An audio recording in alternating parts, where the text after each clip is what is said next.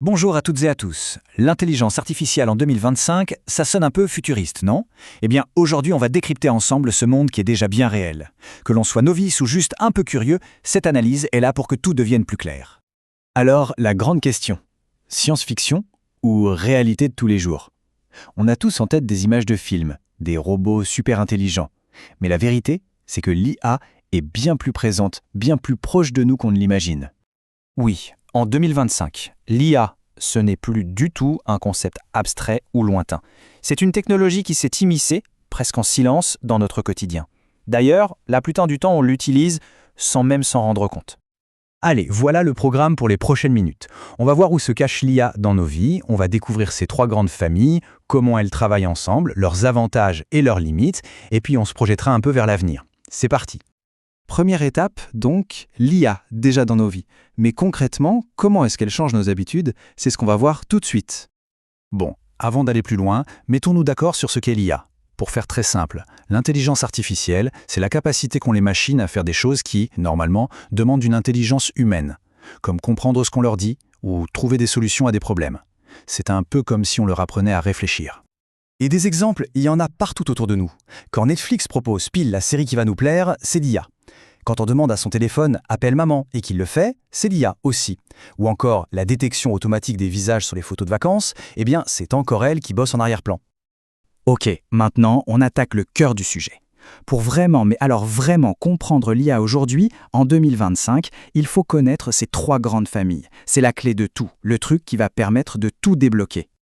Première grande famille, les grands modèles de langage ou LLM. Alors ça, c'est assez fou. Imaginez une IA qui aurait lu des millions et des millions de livres, d'articles, bref, tout ce qu'on peut trouver sur Internet.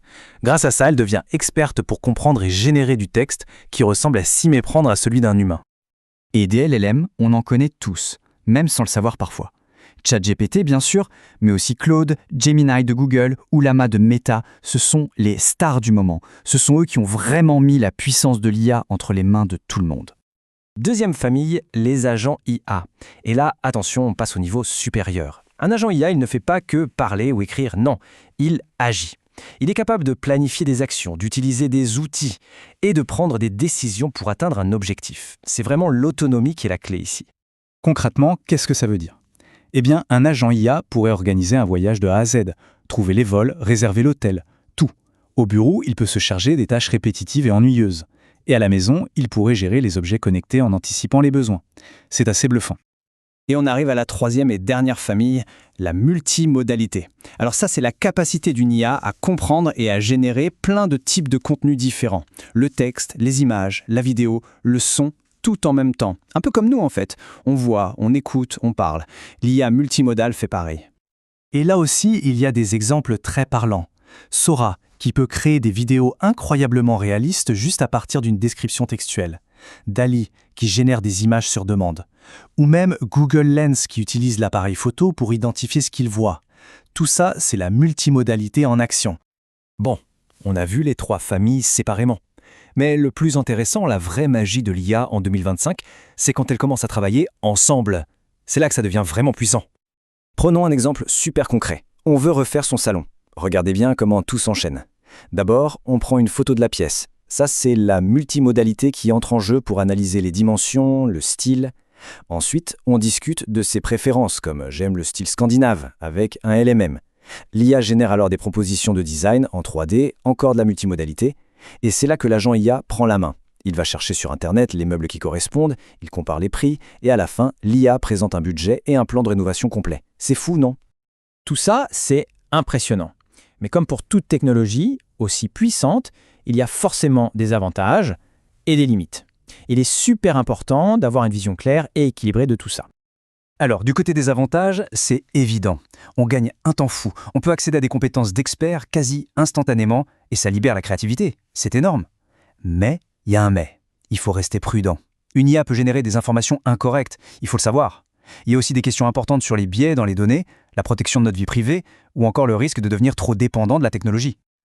Ok, maintenant qu'on a vu où on en est, projetons-nous un peu. Demain, l'IA et nous, ça va donner quoi? Vers où est-ce qu'on se dirige? Et surtout, comment on peut s'adapter? Pour faire simple, aujourd'hui, on a des IA qui sont spécialisées dans des tâches précises comme les LLM ou les agents. L'étape d'après, dans un futur proche, c'est ce qu'on appelle l'intelligence artificielle générale, ou AGI.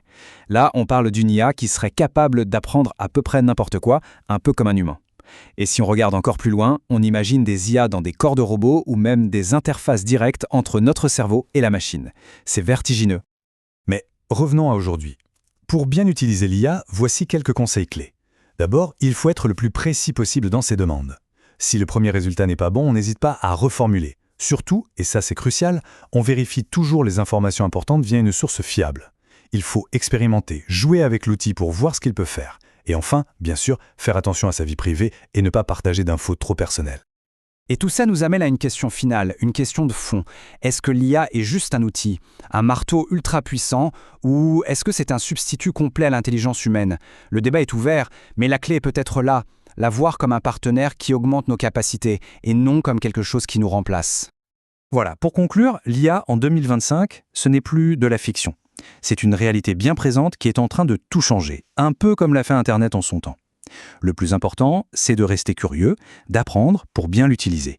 Et si ce monde vous passionne et que vous voulez continuer à le comprendre, à saisir toutes les opportunités, le mieux, c'est de rejoindre la communauté Horizon IA. Merci et à très bientôt.